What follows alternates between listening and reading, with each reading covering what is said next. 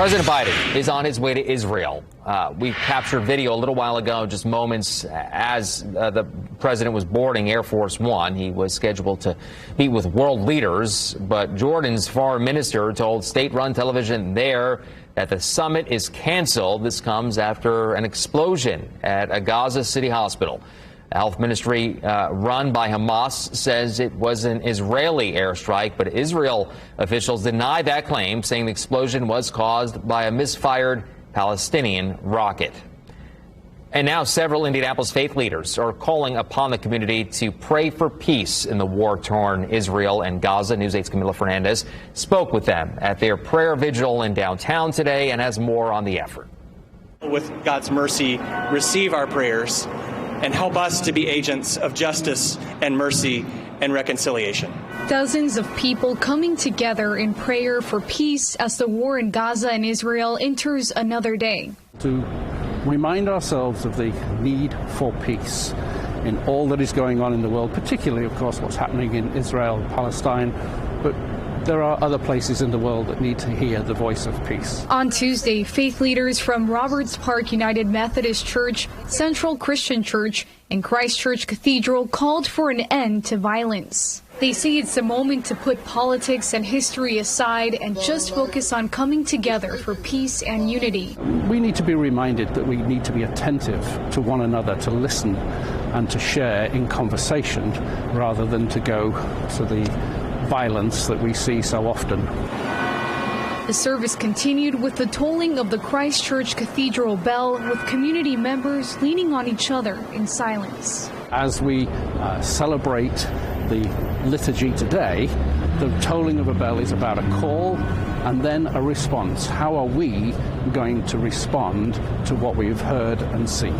Some people tell us they are thankful for these types of conversations. I think it's very important to have conversations about peace within the community, because that's one way to promote peace within the community, and it's also a way that people with differences of opinion can find a way to find common ground and discuss certain issues. And may the blessing of God be over all the peoples throughout the world. Amen. Amen. I'm told it's not only important to pray for peace now, but every day. I'm Camila Fernandez for Wish TV, wishtv.com, and like us on Facebook. Meanwhile, Palestinian Authority President Mahmoud Abbas has canceled his meeting with U.S. President Joe Biden after the strike and has declared 3 days of mourning for the victims. Palestinians living here in Indiana face a lot of fear as well, wondering how the fallout from the Israel-Hamas war will impact Palestinians locally and abroad. News 8's multicultural reporter Katira Winfrey shares one woman's concerns.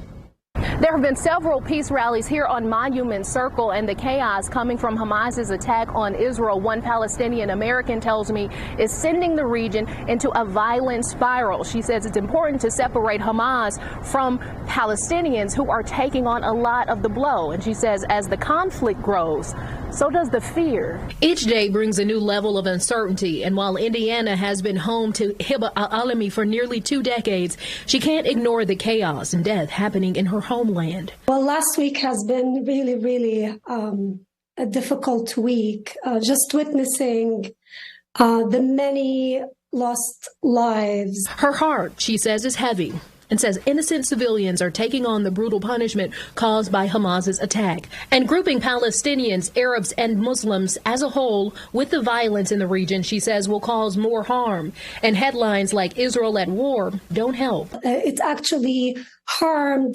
us because it discounted us as communities. It discounted the Palestinian suffering. Days ago, a 6-year-old Chicago boy was killed and his mother stabbed. Police say the suspects stabbed them because they were Muslim, citing the ongoing Middle Eastern conflict involving Hamas and the Israelis for why they were targeted. The 6-year-old Wadi al-Fayoumi was the victim of a heinous crime, targeting not only his family, family, but the whole community, the whole Palestinian, Arab, Muslim community who has been painted with a white brush. Al-Alami says Israel and Palestine have been at odds for 75 years, and opportunities for leaders to strike peace treaties hasn't happened, and the people are again paying the price, and the future looks grim. Palestinians in Gaza right now